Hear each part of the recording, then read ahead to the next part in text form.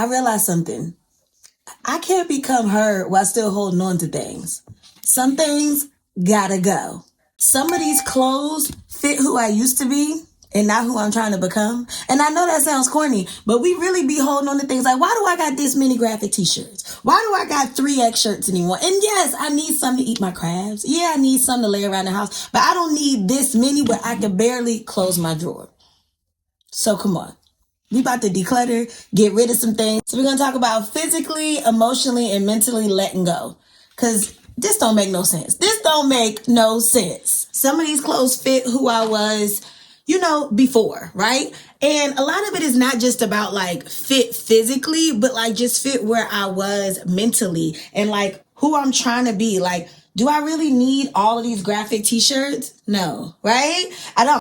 Like a lot of these shirts, they obviously fit the season that I was in before, but they no longer serve me. And the fact that I can't even close my drawer all the way, y'all, it's a sign. And that goes for so many aspects of our life, right?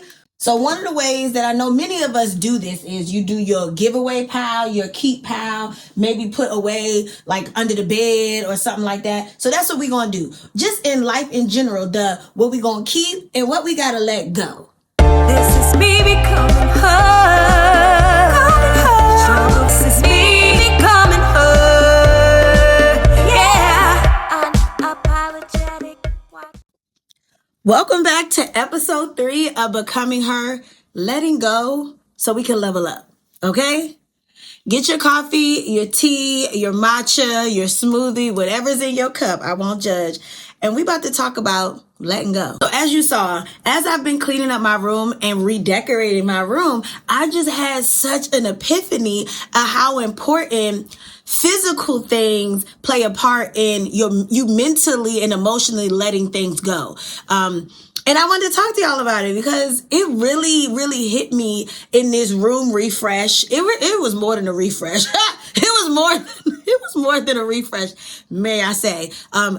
So get your pen and your paper and so we can chit chat. Okay, so y'all might be like, Alicia, what we letting go exactly, right? So I had to think about it, like, what are we releasing? Because like I said, we're still who we are, right? This isn't a thing of like changing, but it's evolving, right? So we want to let go of old habits, old thoughts and patterns.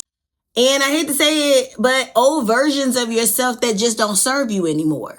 They may have served a purpose in your past, but they just don't serve a purpose anymore, right? They just don't fit. Okay, like the clothes, right? Why I still got 3X clothes, right? I done lost over 100 pounds, but I'm holding on to them like just in case I gain the weight. What? Or, I'll eat crabs in them. Okay, you might can keep one, but you don't need a whole lot. And that goes for humans as well. Like, you keep them around thinking like, maybe it'll work. Maybe they'll fit into what I got going on.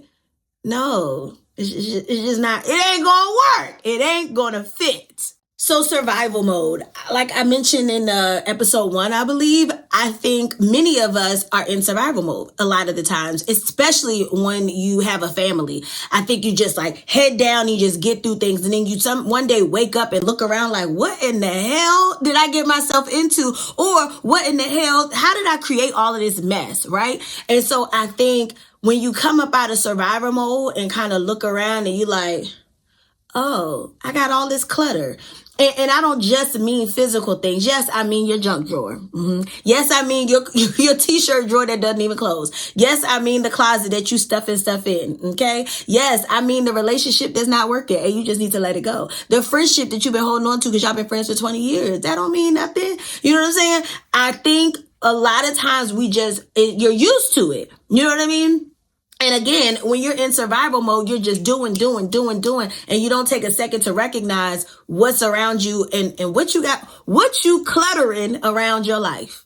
Okay, guilt. So I recognize that I felt guilty for many things when it came to letting things go or letting people go. Even when it comes to like getting rid of stuff around your house, like it's like, but what if I need it? Oh, like you feel like I spent all that money. You know what I mean? I really tried to make things work. You know, you second guess yourself. You second guess yourself. And I think sometimes that guilt can eat you up and it'll make you be like, I'll just keep it. I'll just keep it, even though I know I don't need it, even though I know it doesn't work, even though I know it don't matter what you do, the shirt not gonna fit, the light bulb don't work. You get what I'm saying? The Christmas decorations that you don't want no more, let it go, right? So I had to recognize that, like, I was definitely feeling guilty in many ways in different aspects of my life. Even when it came to some of my friendships, like that just ran its course, and it's not even in a bad way. And maybe not like ended, but they evolved, and you just have to let go of whatever that version was of the friendship. You get what I'm saying? I think also guilt comes from when it comes to relationships. I think it comes from because you have an idea of what you thought it was going to be, right? So you start again second guessing yourself, and you feel guilt because you're like, did I do enough? Did I try? Same thing like with, like I said, the analogy with clothes is like, did I try to wear it enough times? Did I try to make it work? And I was in that season of feeling guilty, questioning myself. I didn't have full clarity. And once you get to the clarity after you get out of survival mode, let me tell you something. And again, when I speak about relationship, it's not about the other person. That's the part I had to finally get to. It's about me, right? It's about me recognizing my role, my part, and how I could have managed better, how you could do things differently in the future. Again, it could go when it comes to relationships, friendships, work, business. You can use all of this becoming stuff for all elements of your life. You get what I'm saying? I'll never give y'all nothing that you can't use in multiple ways, okay? Because for me, things have to be valuable, right? So me making this series isn't just about me letting it out, because it is therapeutic. I ain't gonna lie. However, a lot of what I talk about can be used in different aspects of my life and your life. Okay, so one part of this is like when you are trying to grow or evolve or become. I think the false idea of like you're trying to like disrespect or like downplay your past or who you were. No. And in my case, I can speak for me, and I feel like, I'm talking to people who are on similar walks, right? Like I still love and respect and appreciate the experience I had in my previous relationship. Like it taught me a lot. I grew a lot. Okay. I very much respect what it was, but I definitely believe that the move on version, the becoming version of Alicia, unstoppable. And again, I feel like when you go through experiences and when you learn yourself even more, it's really hard for another human being to disrupt your peace, to disrupt what you got going on. You know what I mean? Moving forward.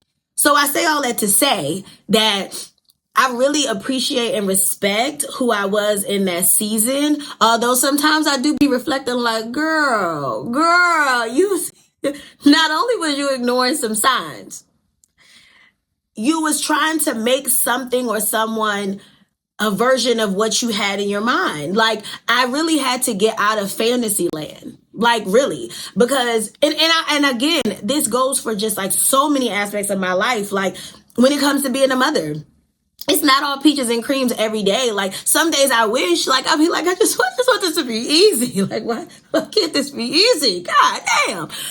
And so I had to come to that, realization. Same with marriage. Like I just had this idea that, when you finally get married at a certain age, like it's just going to be like, oh, like, okay, we already been through life. Like we don't got to struggle. Like, yeah, no.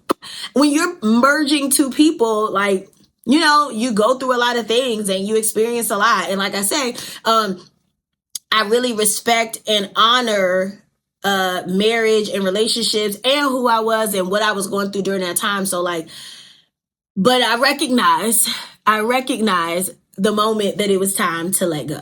Like, you got to recognize. Okay, so one of the things I struggle with, and I feel like a lot of women do this, like making excuses, right? So I was the queen of like making an excuse. Like literally I would create a reason or excuse to keep something. What?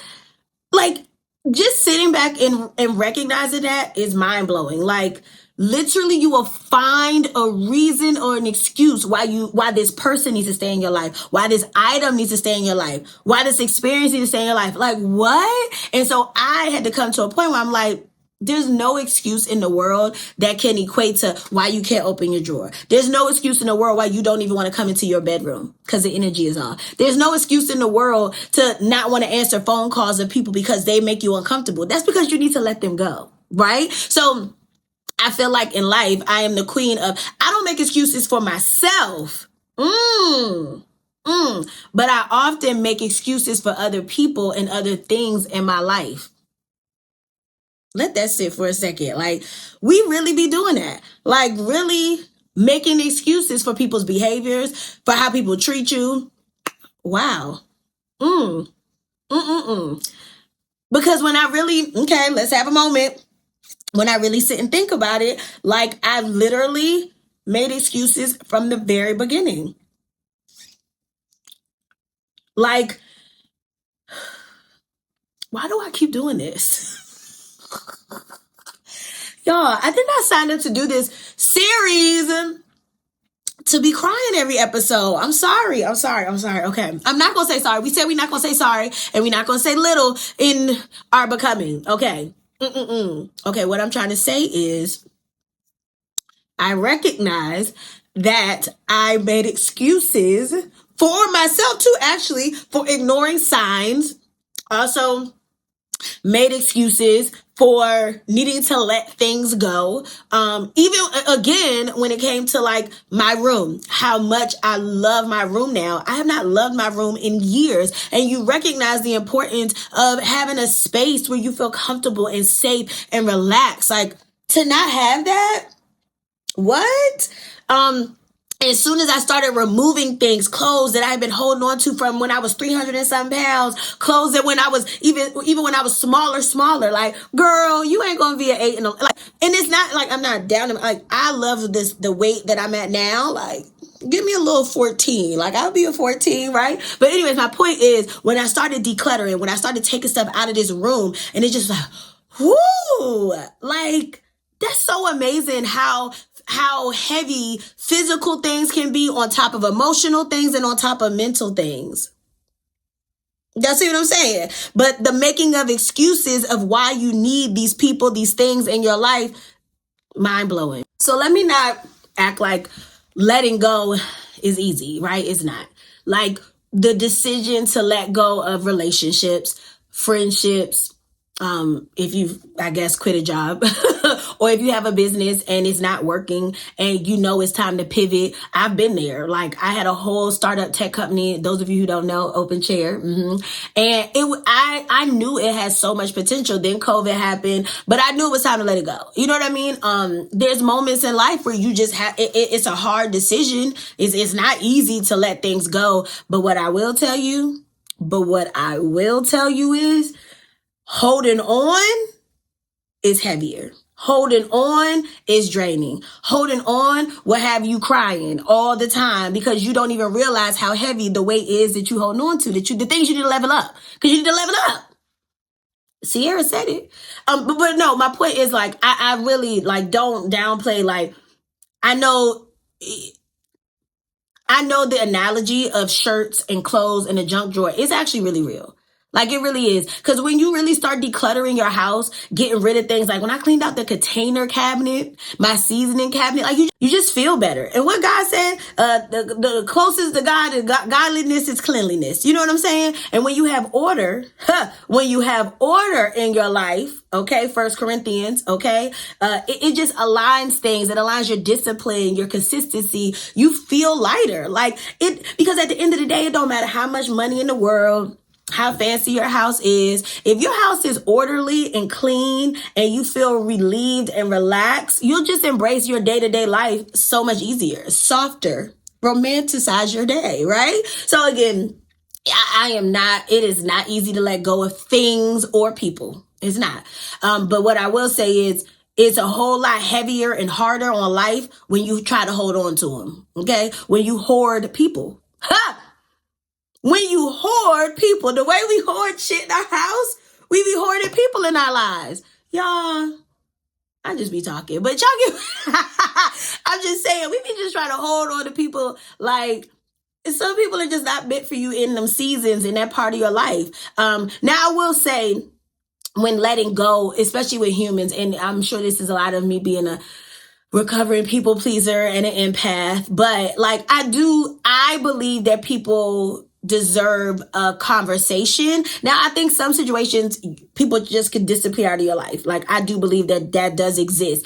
But, and I don't know if I would call a conversation necessarily closure, right? But I think I just personally don't want somebody walking around in the world not knowing why I don't talk to them. You know, why they're not a part of my life, if it's possible. Like, you know, I just think saying like, you no longer serve this season of my life. You bring chaos to my life and I no longer want to be a part of that. You get what I'm saying? That's just me. I don't know. Would y'all consider that closure? I don't know.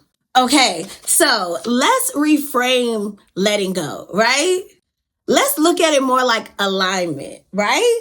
My friend Stephanie used that word and I was like, yes, that's it. That's it. Because it's more than just like throwing things away. Because I personally have felt that feeling of somebody making me feel like I was just thrown away.